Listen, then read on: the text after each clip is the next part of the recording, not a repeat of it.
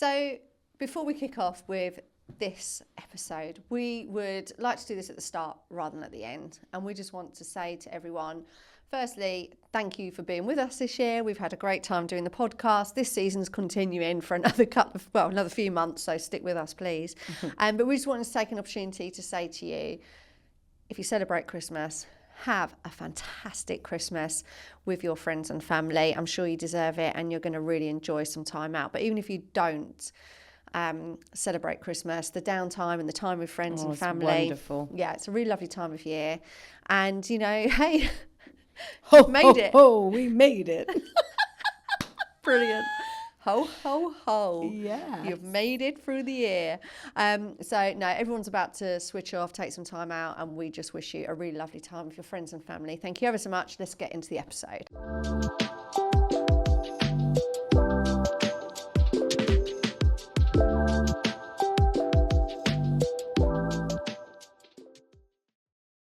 Hi, I'm Laura Horton. And I'm Leanna Bess. And welcome to episode 3 of the latest season of the Horton Hangout podcast. Thank you for hanging out with us. Welcome back. Yeah. So we've got a really good confession from a dental nurse. Now, that is 3 in a row from come on, dental nurses, get in there. I think they're really juicy. Yeah, they're really good and we like them. Why don't dentists want to be so juicy? I don't know. Come on, dentists Are they and nervous? hygienists and receptionists. We're not saying your name. Well, receptionists should have some good ones. Yeah.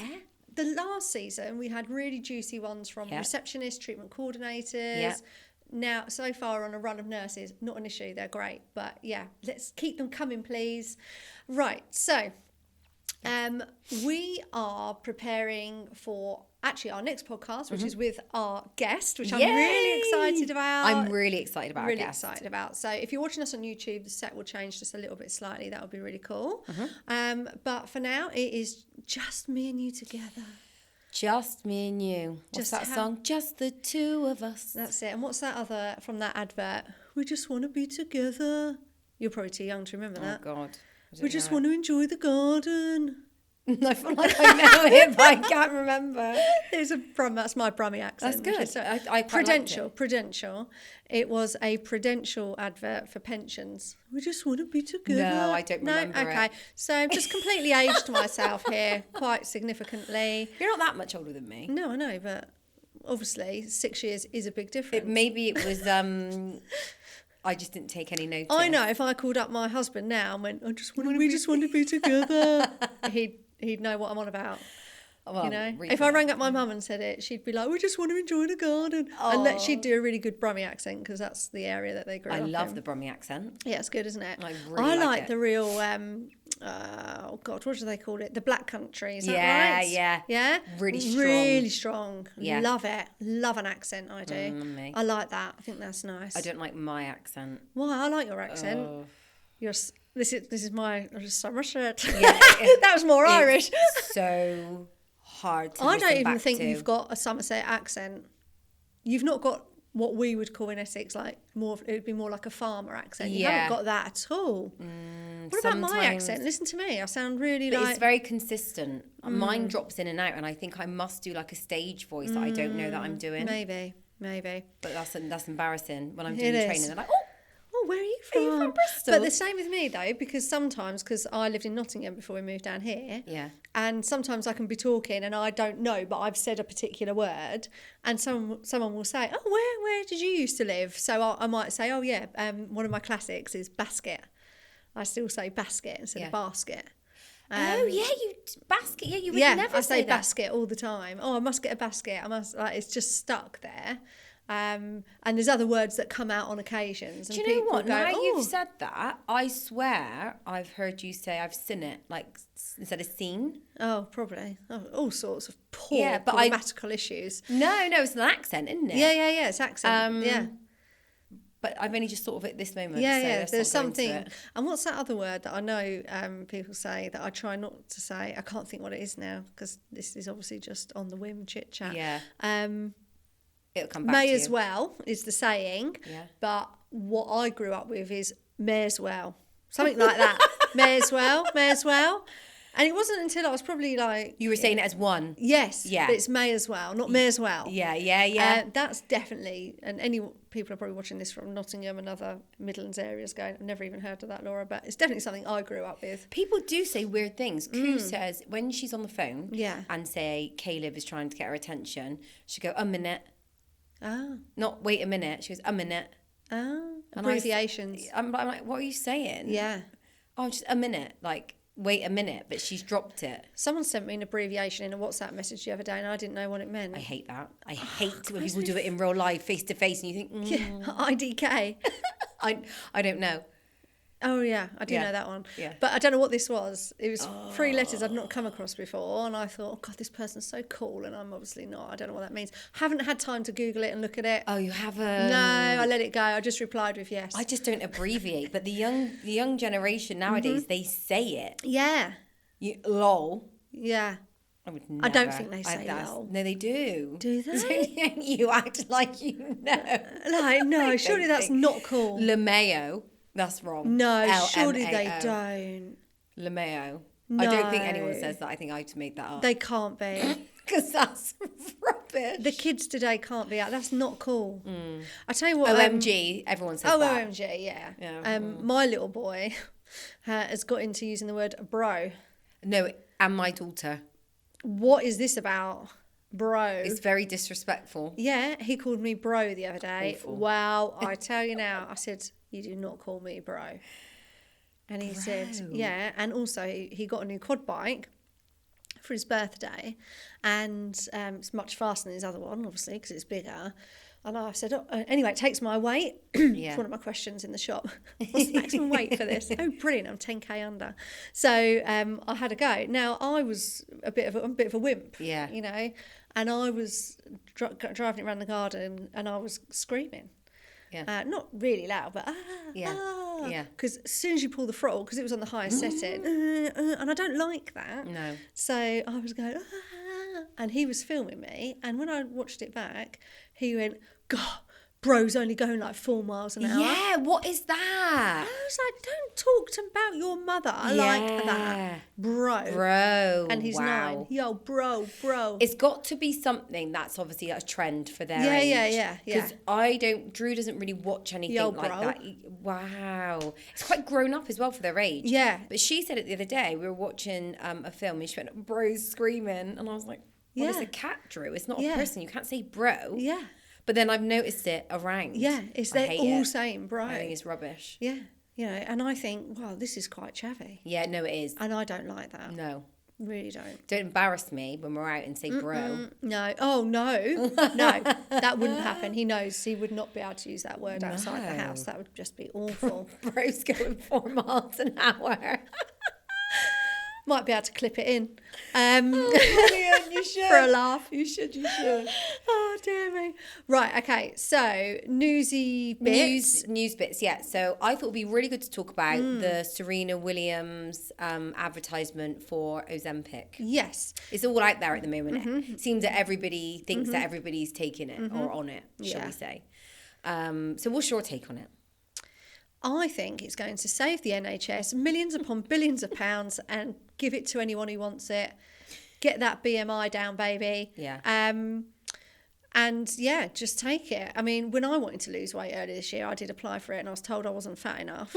And rejection. And I worked out. So I was really unhappy with not just what I weighed. I've never really been one to be bothered about what I weighed because I've always been, pre-having Harry, actually quite muscular. So it's body fat percentage to me, and lean muscle mass that's important. Perry. Oh, the old Perry's done me a right favour. But, so I wasn't very happy. But I worked out to have a BMI of 30 or over, which I found quite staggering. I think my BMI was only 27. Yeah. So it wasn't terrible. I mean, it was actually for me. But I would have had to put on another stone and 4 pounds. And I was like, I won't be able to walk if I put on that weight to then get this. So I think I've got a couple of friends that have been on it. And I think for one of them in particular, who's, I'd say, at the end of her journey now. Yeah. which is good because all the pricing's gone up. For the it's already gone up. Is it the Manjaro? The prices are going up. Yeah, because they don't actually all have the same ingredients, which that's the misleading. So they're totally different. Yeah. So Ozempic, Wegovy, and Manjaro they're both GLP-1s, but they've got different ingredients in them. So I have another friend who did Wegovy, had to come off it for a few health reasons. Not to do with that, but other health reasons. And now she's gone back on the Manjaro and she's like, oh, it's so much better because it's not just burning the fat, it's completely taken her appetite and reduced it right down. And that was her issue. So both of these friends have said to me they're like addicted to food. Now, I'm not addicted to food. Actually, I can go the other way with it. I know what I'm like. So I think if I look at two of my friends who have said they're addicted to food, they need the quiet and the noise of the food. I think it's a genuine thing, and if that helps people, and ultimately improves their health, You're and all for it. Saves the NHS billions of pounds, because obesity is one of the biggest killers of human beings, and that's terrible. Disease causing, isn't it? Yeah. You know.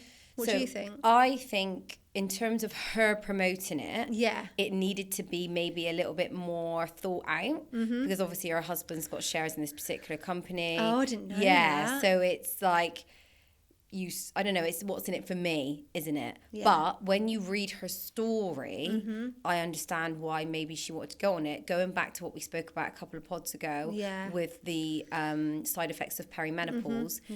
It's not always calories in versus calories out. It's not. So that's something that we need to get our head around. Yeah. Because you can be doing calories in versus calories out, training your ass off, tracking all your food. Yeah. But actually, there's nothing shifting on the scales, or the fat around your middle, which is a high risk for lots of different diseases. Yeah. So I do feel there is a space for it. However, I go to a very intense gym. Yeah. I've seen the videos. Yeah. Yeah. Oh. And it's a lot. There's another gym not far away. Now, my gym, I think there's maybe one person that we know that's taken it very openly. Yeah. But she wasn't big enough. No.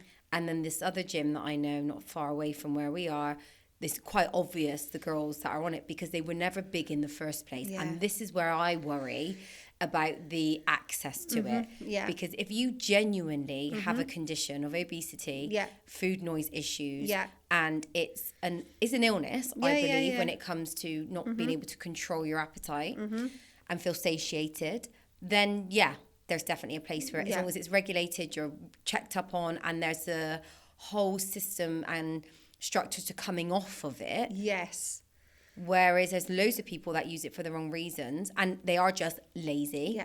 But there's also those people out there that have body dysmorphia and are using it to get smaller than they need to, and can actually physically should be losing their cycles, losing hair, losing muscle mass, which is absolutely crucial. You've really got to be careful with your muscle mass, because again, that links to your osteoporosis risk, which obviously, as you know, is a big concern to me in my health.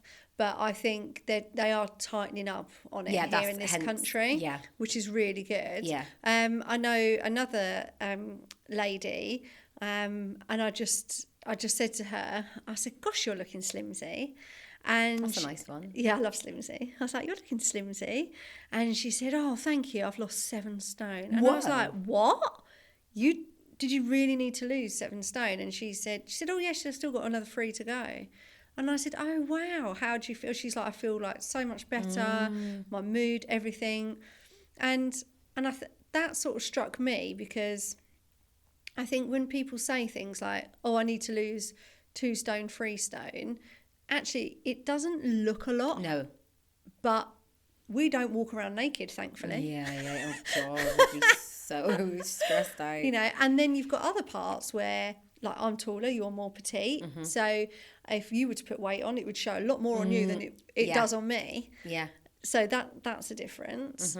But I think it boils down to, like, one, it's expensive. So people are having to spend a lot of money on it. Yeah. I think to get on the NHS, your BMI's got to be over 45. Now, that's morbidly obese. That's crazy. That is surely in a Is that not serious too high? danger zone. My doctors put something out on their Facebook page about do not call. It is for people with a BMI over this much, and we will contact you. It was definitely in the 40s. Could be 40, could be 45. I can't remember. But I definitely think it has a real place. And I think the other place that it is then interlinking with is actually our facial aesthetic practitioners. Because when the patients are then losing so much weight, their face is changing. So if they were having Botox and fillers prior to going on their weight loss journey, Think of this. now when they're losing weight, things are changing. Their face is changing so they can look more hollow, things like that. So I think it's very prevalent for facial aesthetics practitioners and doctors because, you know, patients are probably suddenly presenting, looking a bit different, wanting something a bit different, and you need to understand the journey that they're on. Where are they at? What's their goal? How long it must be, you know, suddenly your whole treatment plan must be changing on how you're, you know, helping them with their face. That must be quite a thing. And then I guess if your BMI is 40 something, the loose skin, what's happening then with that? I don't know. Because it's essentially, it's half a plan. We wouldn't do that, would we? Oh, here you go, you can lose the weight, but good luck with your excess skin. Do you know what else is interesting at this time with all of this? Is that on Netflix, there's a documentary about The Biggest Loser. Did you ever used to watch that? So, yes. And I started watching this documentary. Yeah, I've started watching it as well. Yeah. And actually, I used to love that show. And me. Loved it. It was brilliant. I'd watch it all the way through to the end. And it was perfectly acceptable at the time for Gillian McKeith to be shouting. Horrible and for them woman. to be shouting at them and all of this stuff. But what they were doing really was helping them burn fat. Yeah, weren't they? You know, but that's a really interesting documentary. But the calories were so low. Yeah. Because when you think about burning fat, gaining muscle, it's conflicting, isn't it? Yeah. And it needs to be supported. Yeah. So you're saying to these people, your ultimate goal is to lose fat, but you can't lose lean muscle. That would be awful. Yeah. Bye, though. Yeah. And I don't like the lack of support around it. I think it should be connected to a gym. It should be like a healthcare program. It should be an entire plan. Yeah, because your risk here is, you know, muscle loss and muscle weighs more than fat. Yeah. So you can still end up with quite a bit of fat, but your muscle has Skinny actually fat. gone. Yeah, your muscle's gone. Yeah. And you need to be maintaining your muscle, if not building it up, at the same time. But I can understand why people do it. Oh, You know. absolutely. Oh, and also we like the Mel Robbins podcast, don't we? Love her. Hey, it's your friend Mel. Shall we start doing... Hey, it's your friend Leanna. Hey, it's your friend Laura. I do like it. And she did an episode with this doctor. It's really interesting. Oh, the one that said she went on it after she had her children. I think it was her. It was so interesting because she was saying it's not just about people consuming calories. It's not about genetics. There's so many different factors for weight gain. And I found it so interesting. Yeah, and hormones. The hormones big part of it. Because the lady I play golf with, she's quite fattest, you know. Oh, gosh. And, but I tell her that. So I was telling her, she said, all these people, you know, instead of just eating less and moving more, they're jabbing themselves. Ignorant, though, isn't it? Yeah, and I said, no, listen, I've listened to this podcast with this top-rated UK doctor. It's really interesting to learn that this food noise is a genuine thing. Oprah spoke out, food noise is a genuine thing. Yeah, she's been on Ozempic. Yeah. And she's like, finally. Yeah. And we know her about her weight loss battles and yo-yoing over all the years. Yo-yoing, exactly. Because now she's got a label for it, which is food noise. Yeah. So, yeah, I mean, I think, obviously I didn't get accepted for it. But I didn't have food noise. I don't have that, no. I don't have food noise. Do you think that's got a lot to do with, as well, being in dentistry and sometimes we just go without? I think, it's a pattern, isn't it? You get used that you get used to, and then you quickly inhale something for lunch. Skipping meals, yeah. So for me, though, what I have done is the intermittent fasting, which basically skipping breakfast, which I know, again, some people don't agree with because of food disorders and things like that, eating disorders. But I do find as soon as I do then eat, I'm starving. I want everything. So by me managing to get that out, and it's been, 11 months of that, and I found it so hard, but by managing to get that first meal as such, to a later point in the time, and then having dinner earlier has been great. But the other thing for me has been the fat burning. When I walk a lot anyway. Walking's great. Making sure I'm in the fat burning zone is the difference. So I've had to make some big changes. Like I don't send voice notes when I'm walking anymore. If I do, I will sound like because I've got to keep I've got to keep my heart rate. It's so easy for your heart rate to drop out of the fat burning zone. I went to the gym yesterday, the whole time fat burning zone. I'm not doing any cardio. I've stopped running, all of those things. This is the thing. I am fat. Anything I do, I'm fat burning. And this is the thing now. It should be strength exercises and resistance training and walking. Yeah. That's all we should be doing. And a good old stretch. Because we're old. Yes. We've got to protect our bones, baby. But no, it is really interesting. But I didn't know her husband had got shares either. Yeah, he's an investor. He's got shares, something like that. But he's connected. Yeah. Which is obviously why she's come out about it. Yeah. She probably did it in the first place because easy access. And she looks great. But you can tell that she's also working hard because she's full of muscle still. Well, that's it. She's not going to risk losing any of her muscle. She's a professional athlete. Yeah. There's been a lot of talk about, is it a negative sort of message to put out to young girls as she's an athlete and she's turned to this? But it's like, but let's talk about the bigger picture here. Let's talk about the fact that she's had children late in life. That has a huge impact on your metabolic age and the way it works. Yeah. So, I'm not against it. No. I just think I'm against the access being too... Open. Yeah. And the risks associated with it. Yeah. These young girls. Yeah, it'd be dreadful. With their...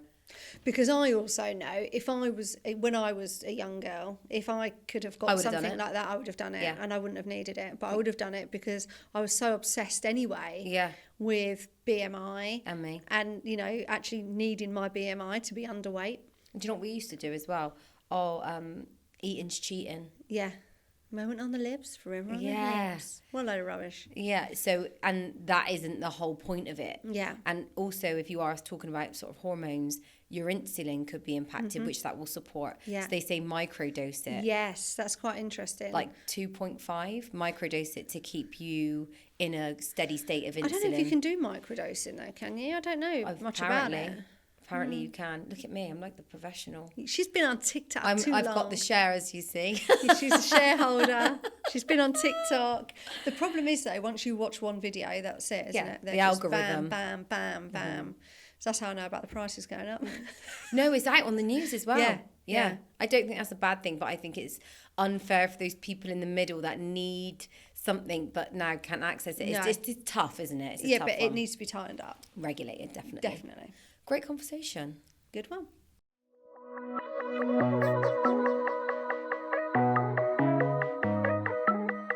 Okay, now it's time for our Horton Hangout question. And today we have a question from a PM. Good. I love a question from a PM. Please help me, a PM. No problem. I have a long-standing reception team who need training. Their hearts are in the right place, but they let patients walk all over them. I spend a good 2 hours a day mopping up mistakes. Oh. But my boss just will not invest in them due to their mistakes. She wants to somehow replace them all. I see this being a nightmare HR-wise. They have been there for over 10 years. So words of advice, please. How can I get them to improve so they can get the investment in training? Oh, what a lovely practice manager. And you're right, it'll be an absolute HR nightmare. And you're not going to be able to get rid of them unless you go down the poor performance route. But go down the poor performance route, you've got to prove you've given them the training. So how are you going to do that? Because you haven't given them training. You're spending 2 hours a day mopping up mistakes instead of doing training on the mistakes and documenting it. So I feel like I say this a lot, but it's actually really common, isn't it? It is. I think some people, I know we said this on the last podcast, like the last season, are just too nice. So you've probably got a reception team that are too nice. They're letting the patients walk all over them because they think that's what customer service is. Yeah. That's probably one element. The other element is, what are the systems, which we go back to time and time again. Are they defined? Are they documented? Have they had training on them? That's what you should be doing instead of mopping things up. You need to be sitting with the individual and saying, right, there's 3 things that need fixing from today. I'm going to go through them with you. You can fix them. I'll help you. And we're going to document the process for this so that this doesn't happen again. And you've got a guide to reference to for next time. And then the big part is them signing to say they've had the training. Because without any of this, you can't do anything. So if you do all of that and they still continue to make mistakes and your boss says, look, I've had enough of them, you've got, first of all, proof, documentation, you're ticking boxes. But I think sometimes these team members lack confidence. I really do. I think they do need training. You know, they see the nurses having training, the dentists going on courses, hygienists, therapists, practice managers going on courses. You know, sometimes the receptionists just aren't even given a look in, are they? No. And that role requires a hell of a lot of training. And if they've been there over 10 years, let's imagine they, you know, it could be longer than that. I also think the role has changed. Just about to say it. Don't you think? Yeah, completely. Yeah. It's not a, hello, dental surgery, yeah, I can see you on Friday at 10 o'clock, what's your name, bye. Yeah, no. Hello, yeah, I've checked you in. Reactive. It's not, bye. It's not that anymore. The role is so much more than that. So the role's changed. They've been there over 10 years. Has their job description changed? And what can they fulfil within that job description? Because if someone can't fulfil a job description, the practice has to give them training in the areas, it's called skills gapping, to enable these people to fulfil their job description. You've got to give them every single opportunity. And do you know what really annoys me, Leanna? I'm on the side of the receptionist here. Do it. Is because we experience this a lot, I would say. Is, oh, you know, these receptionists, they just don't convert any leads. They don't convert any inquiries. You know, they're rubbish. You know, firstly, we don't work with people like that. We work with people like this lady who want to improve their team, believe in them, know they've got good gold hearts deep down inside. But at the end of the day, have you trained these people in the first place? Give them a chance. Yeah. So if you look, let's look at a corporation, right? Let's look at Sky. Okay. Now, I put a massive complaint in with Sky a couple of years ago and it was upheld and I won my complaint, right? Wow. Because I was missold and it was proven. And when you press a complaint, you go through to a dedicated complaints department. They are highly, highly trained.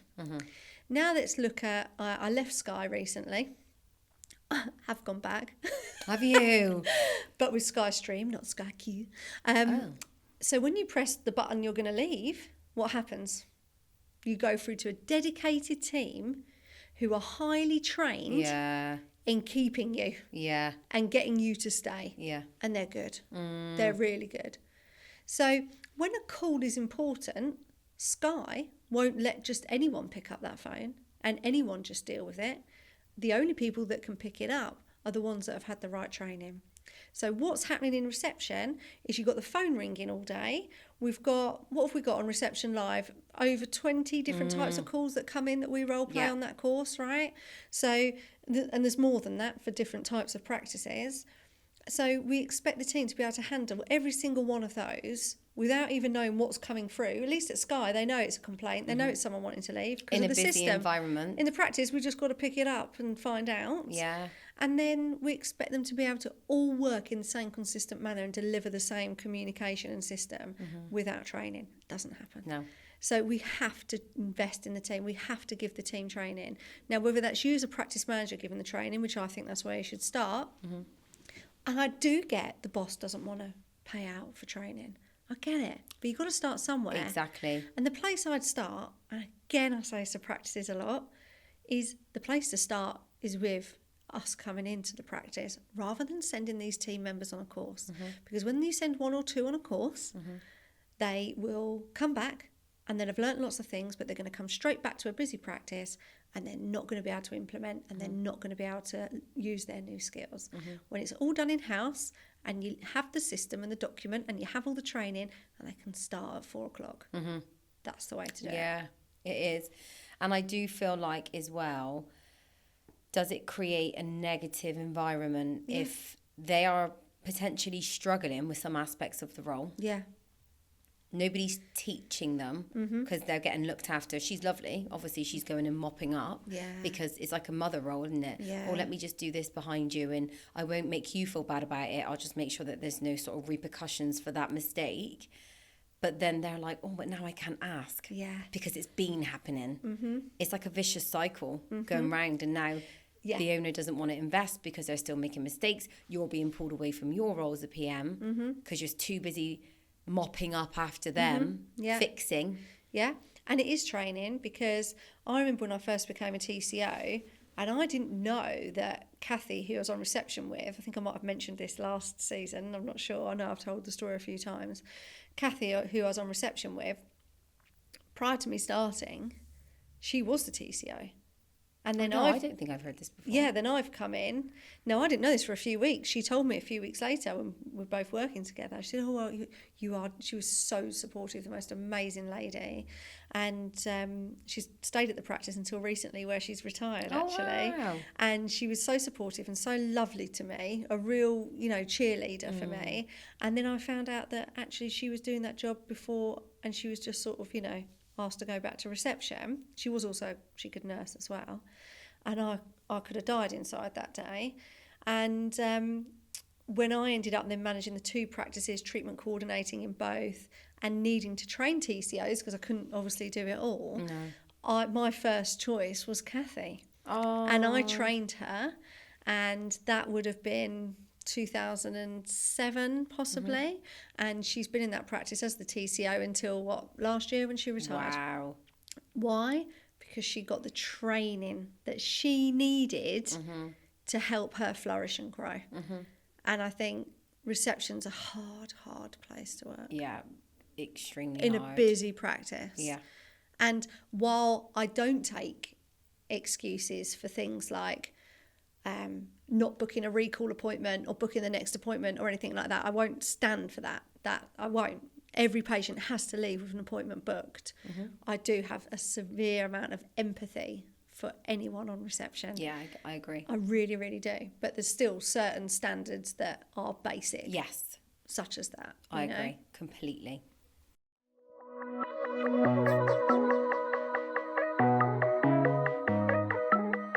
Now it's time for Confessions of. And again, we have Confessions of a Dental Nurse. There we go, see? So they're really coming through. Keep them coming, keep them coming.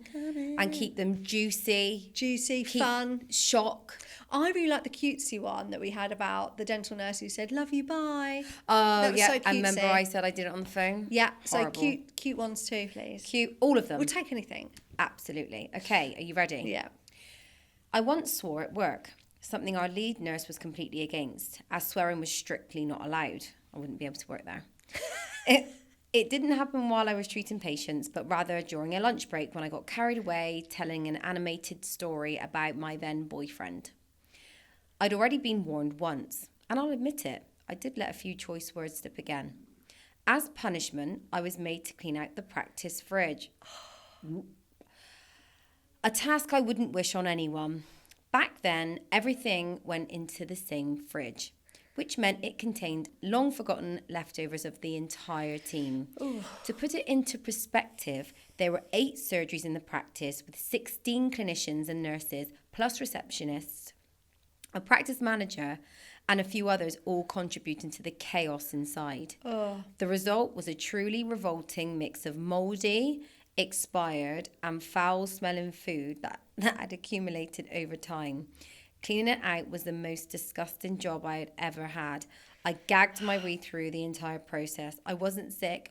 I never swore at work again. Is that not bullying? Is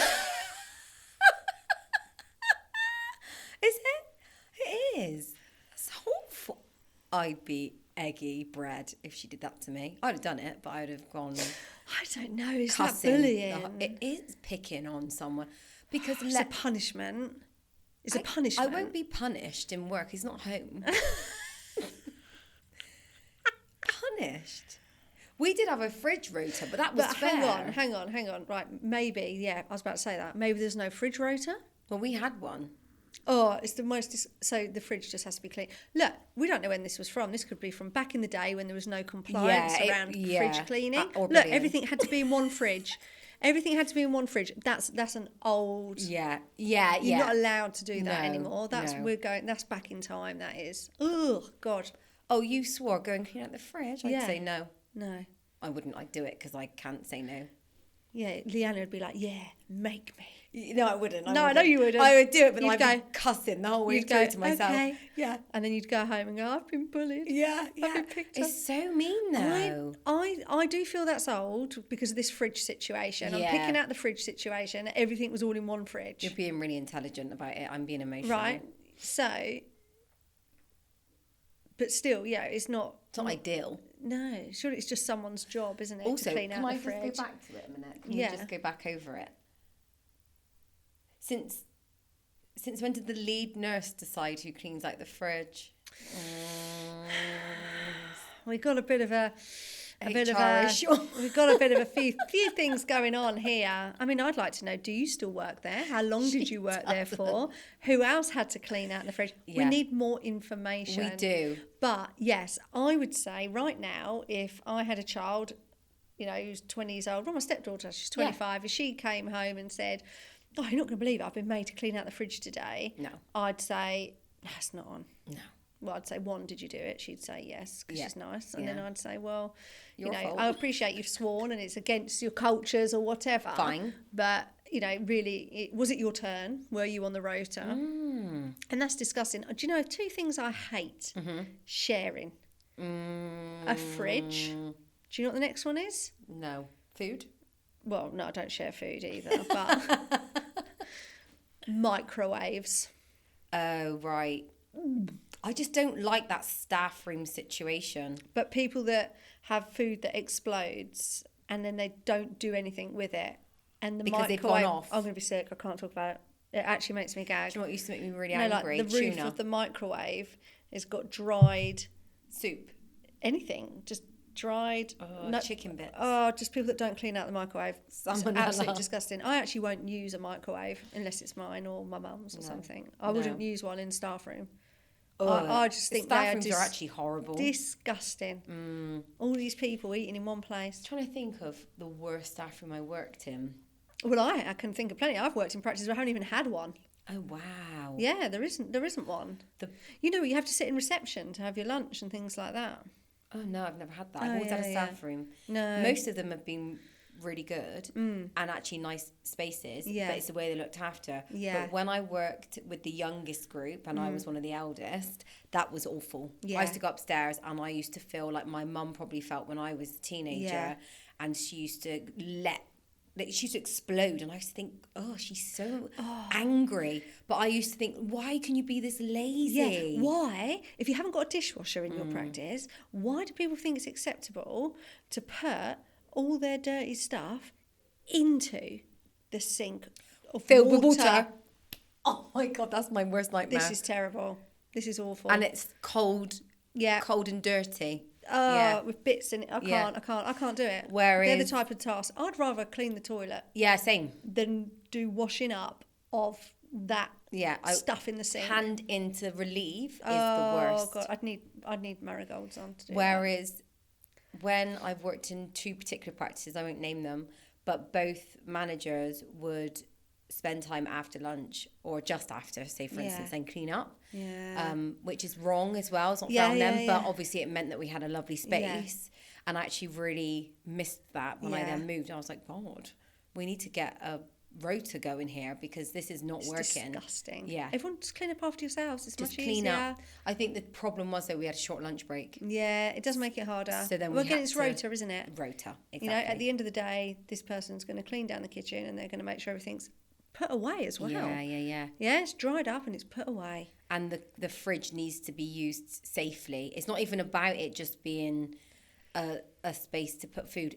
Are you putting it in a safe way? Because you've got some people that don't eat meat, some people that do eat meat. Yeah. It's very yucky. Yes, it's very disgusting. I mean, my biggest question is there enough room for champagne in that fridge? Oh, darling. That would be nice, wouldn't it? Wouldn't Obviously, it? that never happens. No, It'd no. be good though, wouldn't it? Yeah, it would be lovely. Oh, thank you for that confession, because that's led us to discuss many different things. Yes. I'm feeling a bit icky now. I'm feeling a bit bleh. Yeah, we'd love to know what era that was, because if it's recent times, we are concerned. Yeah. We really are. We are. And give us more. We love these Give us more. confessions. Thank you for hanging out with us. Please subscribe, give us a 5-star review, and share. Share, because I'm your friend Laura. And I'm your friend Leanna. Let's hope Mel Robbins doesn't sue us for using that. Maybe she'll pitch us. Yeah, she might go check out these two nutters. Thanks, bye. Bye.